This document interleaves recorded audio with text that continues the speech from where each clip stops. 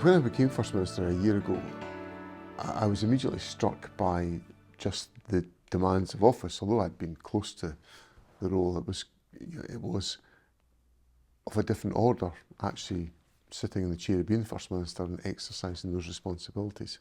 Part of the joy of being First Minister is that I encounter people in all sorts of different walks of life, in different circumstances, in different communities around the country, and there will be so many occasions in which I've been out and about and seeing community groups in operation where I see lives being absolutely transformed by the effect of community engagement. Or if I'm in a school and engaging with staff and pupils about the difference that they're making to the lives of everyone involved in the school community.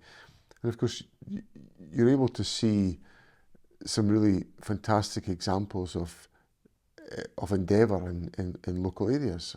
I remember visiting a wonderful community project in Edinburgh, which is providing connection for older people who are suffering through loneliness and isolation. And you can see just the difference that project makes for building relationships. It's an intergenerational project between younger people and older people, and it just brings people together. And that's been a big theme of my year as First Minister. I said at the outset, I wanted to bring people together because I thought our country and our society was more polarised. I think people feel that there's a lot of challenge in society just now. I think there's people who feel the system is not working for them, that it's more difficult in the context in which we're operating, and particularly in the aftermath of Brexit, where living standards have not improved. In fact, living standards are under enormous pressure. The cost of living is a real issue for individuals, and that does fuel anxiety within our society. And what government has got to do in that context is to make sure that we focus on the issues that we can change and make a difference about in people's lives. So one of the decisions we took in the budget was to start the preparatory work to lift the 2-child limit in our benefit system. That will help to lift more and more children out of poverty. We're doing the preparatory work because I want to leave no stone unturned in trying to lift children out of poverty and to make sure that we make the biggest impact we can in their lives. One of the other things in the budget which I was pleased about was the fact that we were able to restore winter fuel payments for pensioners, because I know that these are really important payments to pensioners, really important to support pensioners to manage in dealing with the cost of living challenges that we face. So these two measures together, the lifting the 2-child limit, the restoration of winter fuel payments and pensioners, are all designed to try to help people live with the difficult circumstances that exist in the economy today. And I'll do everything I can to try to help people in those times. In the year ahead, the government's programme is going to be focused very much on delivering the biggest impact we can on the lives of people in Scotland.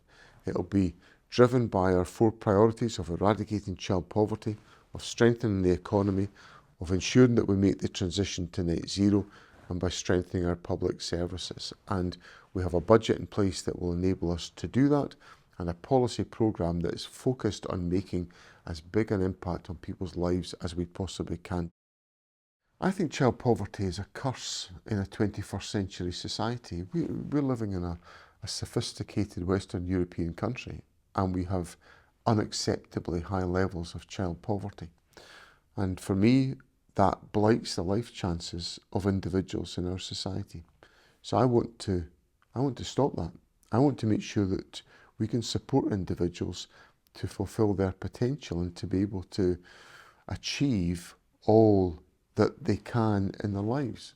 Well, what we're seeing is that child poverty levels in Scotland are falling at a time when they're rising in other parts of the United Kingdom. Some of that is because of the specific policy interventions that we've made, such as the Scottish Child Payment. One of my priorities in the government's agenda is to make sure we do everything we can to support families and children to get out of poverty. So that means drawing together some of the support that we can make available. We call it whole family support, to bring together measures on early learning and childcare, on housing, on financial support through measures such as the Scottish Child Payment, to really draw all of those together to support families to be able to escape poverty. Any country that wants to invest in its population and to run public services that will meet the needs of the population has got to generate the wealth and the revenues that will support those activities. So we need to have a strong, a dynamic and a growing economy to make sure we can invest in our public services and invest in the measures to eradicate poverty. We've had a very successful approach to attracting investment. We've seen some very significant developments such as Ardazir and NIG, which are involved in the realisation of offshore renewables opportunities. In Scotland, we've just secured some major investment in the film sector in Glasgow, and that's just another example of the kind of range of different investments that we are successful in attracting in Scotland because of the dynamism of our economy, the creativity of our population, and the strength of, in many cases, our university and college communities. So part of what I'm keen to make sure we do is that we give a signal to the international community that Scotland is an attractive place in which to invest, and the work that we're taking forward as a government is designed to strengthen that investment proposition. One of the most significant things that we've done in the course of the last few months has been to secure the wide parliamentary agreement around the government's budget, and what that has enabled us to do is to give certainty around about investment. So, for example, we've invested more money in the Scottish National Investment Bank, which is designed to support companies to enable them to essentially grow and to develop and to become much more formidable in the economy. We're supporting a tech scaler programme, which I think will prove to be one of the biggest and boldest economic interventions we've ever made, because what that's doing is creating an environment where tech companies can come forward to receive assistance and support to develop their potential, and then to go on to be much more significant economic players within Scottish society. So I think these are steps that will really strengthen Scotland and our economy.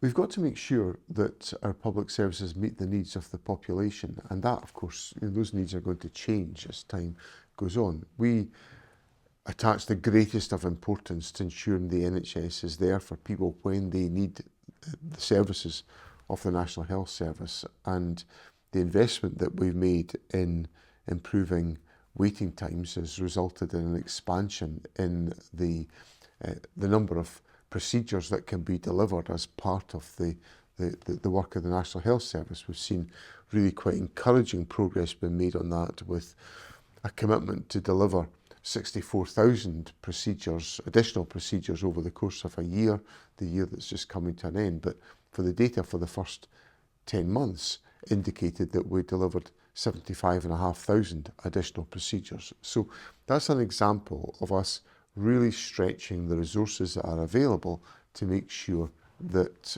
we make as much of an impact as we possibly can do. So strengthening the National Health Service, making sure that the work to reduce to close the poverty-related attainment gap in schools is right at the heart of the government's public services agenda. We're also complementing that by other investments, such as around in housing, for example, where we've strengthened through the budget the resources available to invest in housing within Scotland. And so all of these elements of our programme will come together to ensure that we meet the needs of the public. We are quite clearly facing a climate emergency. Any of us looking at the circumstances that we are dealing with here domestically, or which have been dealt with in other countries around the world, can see that the climate is changing. So we've got to act. We've got to act for future generations. So the Scottish Government has taken forward a range of different measures across a number of policy areas. So we had a few weeks ago a very successful investment summit here in Edinburgh on offshore renewables, where we were bringing together investors with the supply chain, with all of the key interested parties in the future of renewable energy, to make sure that we could establish those connections and attract that investment into Scotland.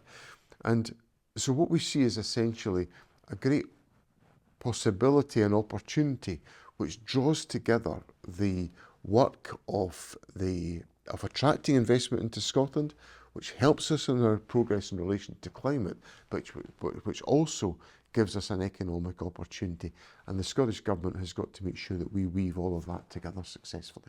In the year ahead, our legislation on heat in buildings will help to advance the agenda that we are taking forward. We will also be taking forward a range of other programmes, such as the deployment of the investment funds which have been agreed within the budget to undertake extensive peatland restoration activity and forestry developments, all of which will help to not only take the action on climate that we require to take, but also to assist us in our nature and biodiversity challenges. So by taking those decisions on investment in the budget, we can deliver substantial progress in climate action in the policy areas that we take forward. And that's at the heart of my whole approach to government. When I go around Scotland, I see a whole range of really good and impressive things happening, whether it's in community projects, whether it's in the work of our universities, whether it's in some of the innovations that are emerging in business sectors, whether it's in the committed service of our NHS professionals, whether it's in the schools of our country, equipping young people for the future. I see so much good and positive work being undertaken. And what I want to make sure is that we capture all of that energy, that creativity, all of that potential, and make sure we work constructively together by bringing together all the strengths of Scotland to make sure our country can be as successful as we possibly can be. And that's dominated my time as First Minister so far, and I'm going to make sure it dominates it in the years to come.